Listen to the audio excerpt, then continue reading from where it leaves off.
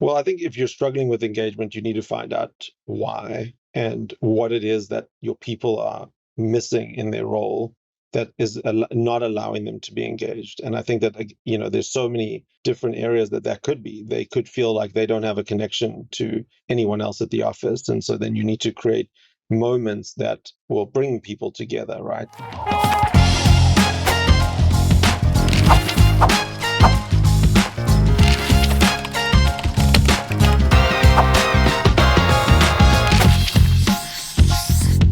Hello, Workplace Wellness Champions. Welcome to episode 15 of the Virtual Vibe podcast, where we discuss HR strategies for a happy, healthy, and connected workforce in a work-from-home world.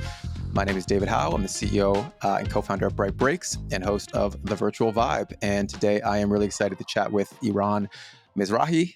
He is the CEO of Ingredient Brothers. Eran is a specialist in global raw, natural, and specialty ingredient sourcing. He's the former COO at nuts.com and current founders of Ingredient Brothers. And I think most important to our audience, Eran has some valuable insights to share about leading a remote team across multiple continents. And today we're going to talk about all things employee engagement in a virtual work environment. So welcome to the podcast, Eran. Thanks so much for having me, David. Excited to be here and excited to chat more about how you can make a remote workforce work and have them be very engaged. Awesome. I'm excited to hear some of those insights. So I guess before we dive in, Eran, what is your story and what's your background? Yeah, so simply, I come from South Africa. I came to the US about 12 years ago for grad school.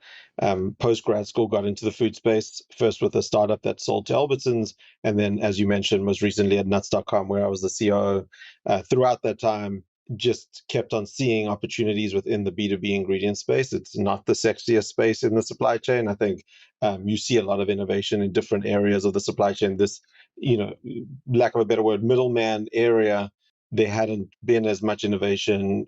We had, as a buyer of many ingredients, I had seen opportunities to improve service, improve compliance, and try and do things a little different. And so after 2020, just like everyone else, I think that was quite a life-changing experience. At nuts.com, definitely extremely life-changing. We had been in New Jersey and having to deal with a lot of the beginnings of the pandemic and figuring stuff out. I think I just came out of that with a lot of perspective and decided not to wait any longer and leave and start Ingredient Brothers. And I convinced Alap, who worked with me at Nuts and was running a confectionery operations for a confectionery brand, to start this. And we jumped ship and started in July of 2021. So almost coming on 3 years.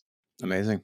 Yeah, I love to hear these kind of bold entrepreneurial stories where you just kind of dive in and get started. That's the only way, oftentimes, just to get going. So congrats. And what size team were you kind of, I know you were the COO. What was the size of the team at Nuts when you were there? I mean, the size of the team ranged significantly. I think going into the pandemic, we had about 200 people on the operations team.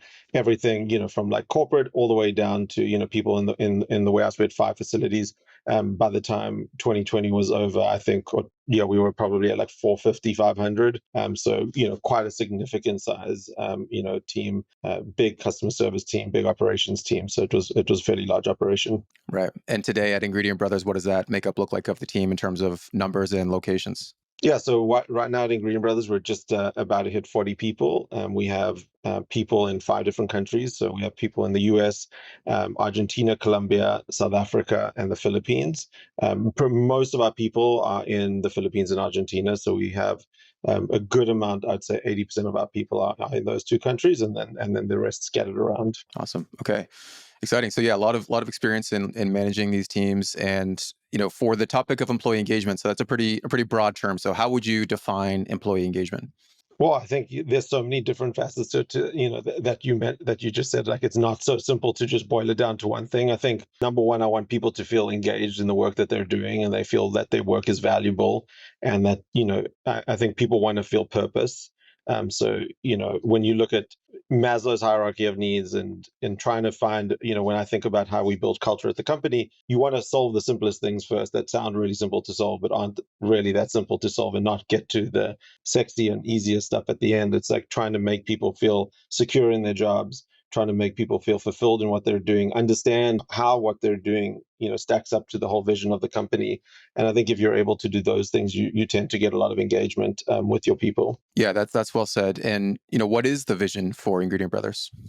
Yes, I think we're trying to we're trying to build one of the largest marketplaces for natural ingredients in the world. We see this opportunity to give customers, who in our case are businesses all over the world, access to the best processors of natural ingredients. And we're trying to build a platform that can facilitate that, and that requires in food, because of the compliance and the complexity of food, it requires a lot of people and a lot of process. And so our backbone is people, and so I think we're trying to tackle this by building a fairly large and complex organization that spans the world. Yeah. Okay. I love it. And so, yeah, this kind of broad thing around engagement, but I think you summed it up well. Purpose, values, feeling secure, buying into the vision of the company. Um, so, beyond that, or maybe as part of that, why is employee engagement so crucial? But specifically, even I think more crucial in a virtual working environment.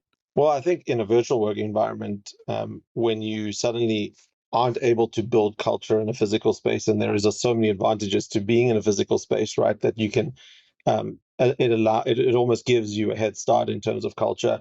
I think that we spend a lot of time making people feel, giving them some understanding of their role and what their role means to the larger organization, and giving them ownership.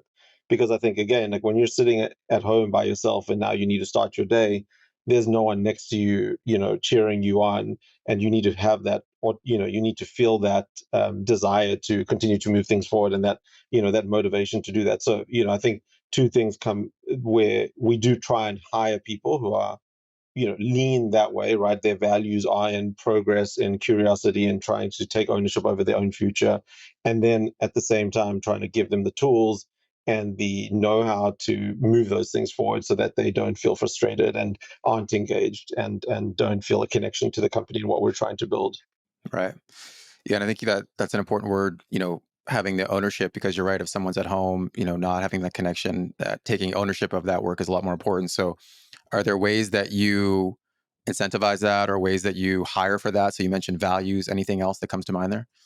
Yeah, I think so. Well, number one is values, right? And I think we spent a lot of time, about a year into the company, trying to define what our values were. And once we started to understand what remote work meant and what our culture was, then the values almost wrote themselves. And some of our values are, progress is in the doing, an appetite for discomfort, right? Always, being a little bit uncomfortable, and like, wanting to be a little bit uncomfortable so you can move forward.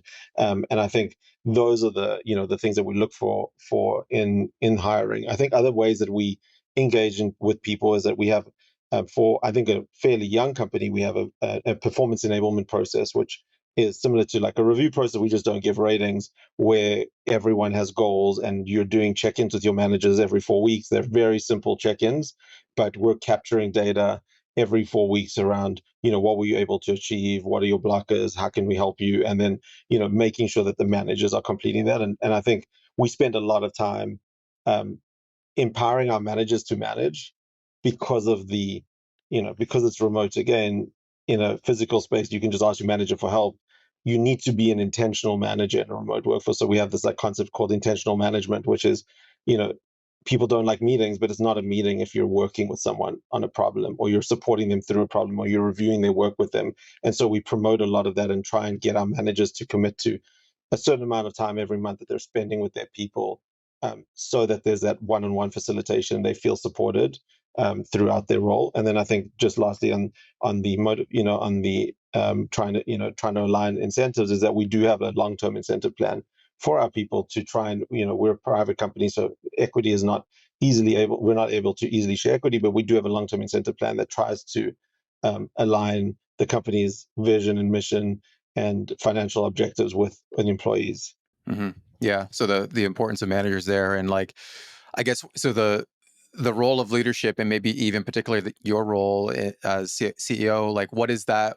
How do you view your role in cultivating the culture of engagement and connection for your team? Yes, I think I see my role as we've scaled in two ways, right? I need to be an efficient capital allocator, right? So from a financial standpoint, I need to be able to manage our balance sheet effectively, and allocate capital in a responsible way to continue to grow the business and be profitable and be financially resilient. And then I think I need to build a strong organization, strong culture within that organization, because I'm not the one doing the work. the people are the one doing the work, and I need to empower those people. And so I take that role very seriously. And I think very early on knew that we needed to hire a head of people. And so I can't take a lot of credit for a lot of the things we do because we hired a head of people last October. And I think that was key to bringing more and more structure into the culture that we're building, to the organization that we're building, to continue to build it. Now, I insert myself in different areas, and I think I try and free my time up so that I can spend time with more and more people at the company and make sure that we are building the right culture. But at the same time, I think CEOs sometimes take for granted that you need someone to help build the culture and the people, and they don't hire for that role early on. And I think they take that upon themselves, and that's a much harder job than you can. I don't think it's easy to handle on your own. Yeah. So how big was the team when you brought on that head of people? It was probably about 18 people when she started. Yeah. So we doubled since she joined. Yeah. Got it. Okay. And did that feel early to you? Did you feel like you were kind of like getting ahead of that because it was so important to you to have a strong culture? Or so I don't know the sense of a lot of companies, but that does feel slightly early to bring in someone on that role. I think in terms of the level we brought in, I think yes, it was probably early. And I think, I think in a lot of smaller companies, you'll find that they'll bring someone on to run payroll and benefits and do the administration stuff. Whereas I've seen the advantage a head of people can have on the executive table and a thought partner they can be. And I think like I always look for arbitrage, right? Where can I extract value where other people aren't going to extract value? And so I think everyone discounts the value of it. And so if I believe there's more value, then I'm going to double down on that investment. And I think that's where I fit on that equation, where I actually think that having a robust people function and empowering that people function unlocks so much and can be such a great partner on the executive table. And so for us, that was an easy decision for us to make, and I think gives us a big competitive advantage as we grow the business. Yeah, that's awesome. And so one of the common challenges of remote work is the connection aspect, right? So when you're at the office, everyone's, having those little coffee breaks, bumping into each other. So how do you think about facilitating connection for the remote team, and specifically how might you use technology to support that? Yeah, I think that's a great observation. And so we do a few things, on the physical side, because we have concentration in certain countries, we do try and bring people together. I think we also try and bring the whole company together once a year so that we can all, break down some of the barriers that may exist. But then in terms of technology and ways in which we integrate that within the company. So, number one, we try and create other moments outside of work where you can meet and interact with people. We launched something called Coconut University this year, which is facilitated by me at the moment, but it's really just a case study where we bring the teams, different teams together, people who don't necessarily work, with each other every day, and get them to work on another, almost like mini MBA style project for a week, and that really helps to, bring people together and find ways in which they can solve problems that aren't necessarily about work. Because there is you can have virtual events, and we do hold like virtual bingo and different fun events. Sometimes I find those hard to get people to engage and talk, because everyone's trying to talk and wait for one person to talk. And I think that we're trying very hard and deliberately to find other types of formats that work well with us. And so this format, where we're having open discussions about a case that we're talking about, has worked really well in just getting people to open up and share their opinions and share their thoughts. And I think we try and find ways like that allow people to interact and do things cross team that don't always necessarily have to do with their day-to-day job. And I don't know if you're willing to share, but what's an example of one of those kind of mini MBA projects that's quite interesting? Yes, I mean we do a lot of case studies, and so we did a case study about Bomba socks and about how they have their giving program, and the case study was about what's next for them. And so we did two sessions, one with a team in the Philippines predominantly, one with Argentina and Colombia, and we went through the case and understood the case. And then we brought them together and we split them up to create a debate. One where they were pro continuing to do the giveaway, and that was key to the brand, and one that was against. And so they had to come and debate against each other and share opinions. And I think that again is just a fun way to challenge people to think, challenge people to get to know each other, challenge people to get to know how other people think at the company, and do it in a very low risk way where there's nothing on the line. It's just having fun. That kind of goes into the idea of building trust and belonging in a remote world. So that might be one initiative that actually helps support building trust because people are sharing their ideas and all that. Is there anything else in place now around trust and belonging? And, also why is that important, especially for remote teams? Yeah, I think when my head of people joined, we started to go down, the normal checklist of things you need in place. And one of the things we started talking about was ratings and reviews. And you look at what everyone does. And so there's, the traditional like 360 review, which is really high lift and requires a lot of input. And then you have your ratings on the 5-point scale where you get your threes and your fours and your fives and, maybe, and your twos are your low performers. And I think that in my past life was really frustrating because I felt like we were forcing the curve into a 3, and then everyone feels like they're average, and you've got like 4 people who are like 4s. And in an organization where you have so many different functions, it's almost impossible to be objective because you're comparing people who are doing completely different roles. Whereas in big organizations where there's like 1,000 people doing the same role or have gone through that same thing, you have much better benchmarks. And so I decided very quickly that we're going to take that away. And what we're going to do is just focus on enabling people and making sure that we have goals in place. It's on the managers to ensure that we keep moving people up and that we keep, developing our people. And we spend a lot of time with our managers on people's development plans. And then at the same time, we're very open about what does low performance look like, right? Because I think we're not trying to optimize for the 1% of people who are top performers. Like, yes, those people will naturally do really well in this organization anyway. And I think those people will be rewarded regardless. We're trying to identify people who are just not showing up and, being very clear about what that looks like and open and transparent if that's what, you look like today. But at the same time, like that's, most likely not the people that we're hiring. And then the rest of the people, we're working with them on enabling them and getting them to grow. And I think that gives that trust because we want retention. We don't want people to leave. Supply chain is so much about compound knowledge. And, when you're in a world where people don't stay longer than 2 years, you got to do a lot of work to try and like give people that environment that they feel like they're growing, they feel like they're secure, and that there's financial rewards that will, compensate them for the tenure and the commitment and the commitment to your company and to what they've achieved. Right. And so a lot of emphasis I'm hearing on managers and supporting managers. Are you connecting with your managers on a regular cadence to talk about this stuff? Yeah, I mean, we do a lot of we've done a lot of training and continue to do a lot of training on what it means to be a manager and how to be a manager in a remote world. And I think there isn't a lot of literature, and we've done a lot of looking for it, which is funny because like you would assume that there would be some literature. I don't feel like there's enough literature because a lot of the literature is almost counter to that point that I made earlier about people are very averse to meetings. But if you're a manager, you should be spending almost 50% of your time in a meeting, right? It should be a working session with people and guiding people because you don't have that physical space. And I think changing that mindset and trying to rewrite the rule book a little bit to ensure that our managers are one supported and they're not like full up on work on other stuff and admin that they don't have time to spend with people, but also being very, very direct about the expectations we have with our managers and the amount of time and the intentional management that they have to put with their people and with their team. Right. So a lot of transparency up front, and that probably goes back to the values up front when even hiring. And how do managers think about coming back to the employee level?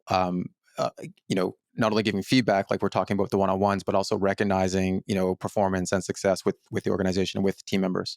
Yeah, so we do a lot of we have company meeting every 2 weeks where we talk about our performance and every team gives update, and that's a really great forum for people and managers to give opportunities to their employees to present and talk about things that they're doing. And so that's one meeting that I really enjoy and that I think a lot of the team really enjoys, where we come together and we share what we've been working on. And a lot of times that's sharing a lot of the success and the things that we're doing. And it's really amazing to see that progress.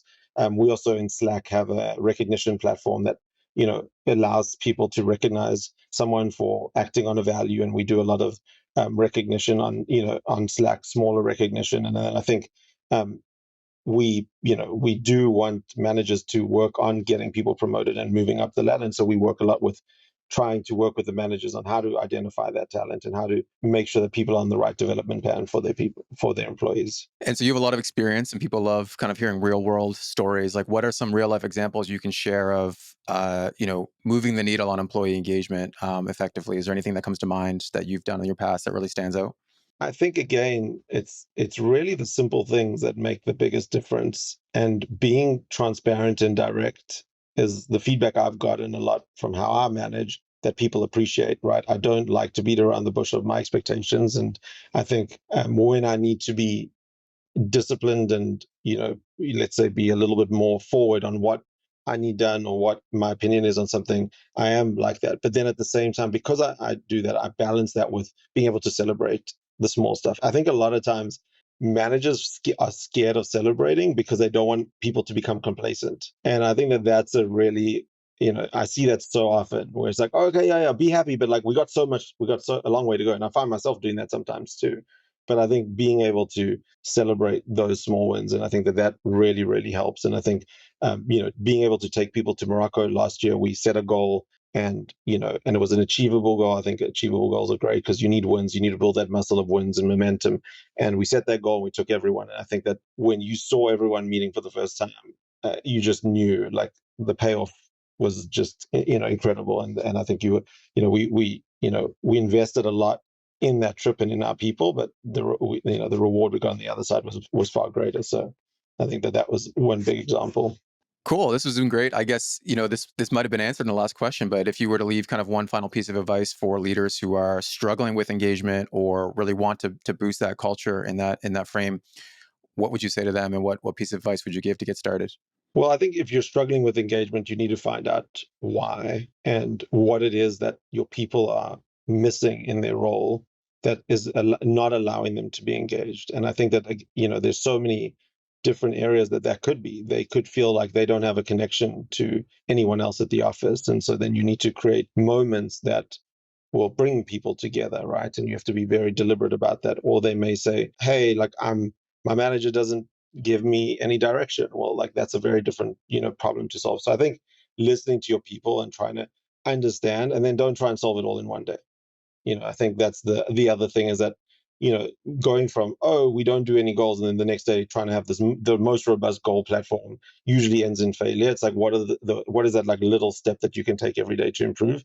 And you just have to build trust with your people that over time things will change. But I think people also, I wouldn't try and do big swings or 180-degree turns, where I think a lot of times people try that. Rather try and do little improvements and trust that things will sort itself out. You can't turn engagement around overnight, and so don't try and do that, because it usually ends in even more problems down the road. Awesome. This has been great, Eran. I really appreciate you joining today. If folks want to connect with you, I know you're hiring. Where can they find you and the company? LinkedIn, we're incredibly active. Either you can look me up or Ingredient Brothers. We're very active, and then ingredientbrothers.com. All of our contact information is there, and feel free to reach out. Always happy to chat about anything people related. Perfect. Awesome. Thank you for listening today. Appreciate everyone. Thank you, Eran, for taking the time to chat and share your insights. We'll see you all next week. Take care.